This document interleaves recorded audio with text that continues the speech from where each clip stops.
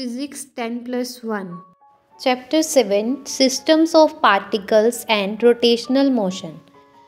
अभी 20th keyword की बात करते हैं जो है time rate of total angular momentum of a system of particles about a point, जो इक्वल होता है सम ऑफ एक्सटर्नल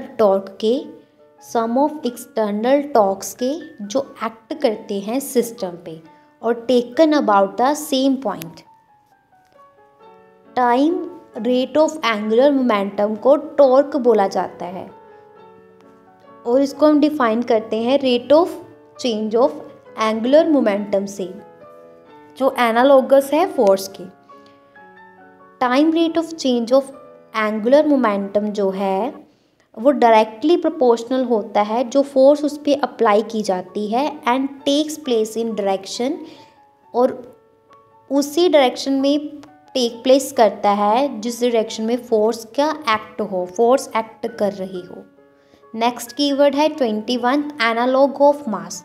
तो एनालॉग ऑफ मास क्या है? रोटेशनल मोशन है और इसको मोमेंट ऑफ इनर्शिया बोला जाता है और ये प्ले करता है same role as mass play in a, same role play करता है जैसे मास प्लेस करता है रोल ट्रांसलेशनल मोशन में।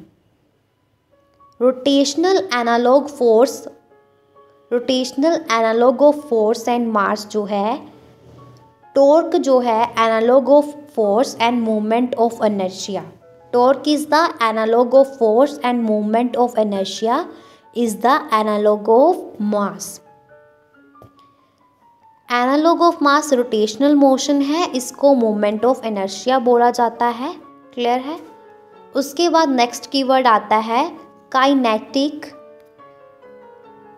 Kinetic energy of rotating body. जब एक ऑब्जेक्ट को रोटेट किया जाता है अबाउट एन एक्सिस तो उसका रोटेशनल काइनेटिक एनर्जी जो है वो हाफ एंगुलर स्क्वायर हो जाती है और रोटेशनल काइनेटिक एनर्जी जो है वो इक्वल होती है half moment of inertia into angular speed square. Okay,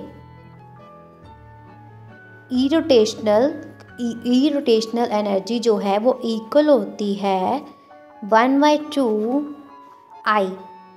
I angular velocity square. तो आई क्या है? Movement of inertia around the axis of rotational. Okay, और फॉर्मूला क्या है total kinetic energy of rotating body का? तो rotational kinetic energy of rotation of A rotating body, rotating rigid body जहाँ फिर सिस्टम ऑफ पार्टिकल, जहाँ पे आई जो है वो मूवमेंट ऑफ इनर्शिया होता है, जहाँ फिर रोटेशनल मास बोल सकते हैं रिजिड बॉडी का। ओके, और kinetic energy of rotating body जो है इसको as a angular kinetic energy हम डिफाइन करते हैं कि kinetic energy due to rotation of an object and is part of its total kinetic energy. तो रोटेशनल काइनेटिक एनर्जी जो है वो डायरेक्टली प्रोपोर्शनल होती है टू द रोटेशनल इनर्शिया और square of magnitude of angular velocity के। Next हमारा keyword आता है रेडियस ऑफ गायरेशन। तो रेडियस ऑफ गायरेशन या फिर गाय radius of a body about the axis of rotation, ये डिफाइन करता है radial distance to a point जिसका जो है मोमेंट ऑफ इनर्शिया सेम होता है as the body's actual distribution of mass. अगर टोटल मास जो है बॉडी वर कंसंट्रेटेड देयर। और रेडियस ऑफ गायरेशन क्या है? Distance from an axis of a body to the point, distance from an axis of a body to the point in the body जिस point पे movement of inertia और पूरी body का movement of inertia जो है वो equal हो।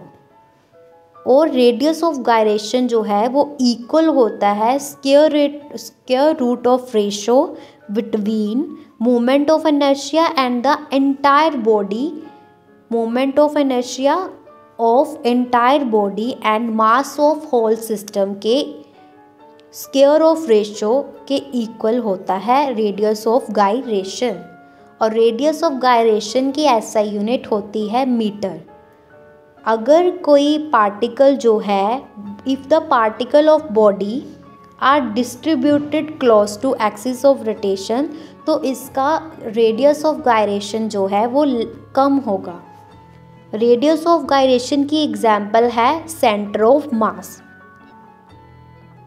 Radius of gyration जैसे एक column with an elliptical cross section will tend to buckle in the direction of smaller semi axis।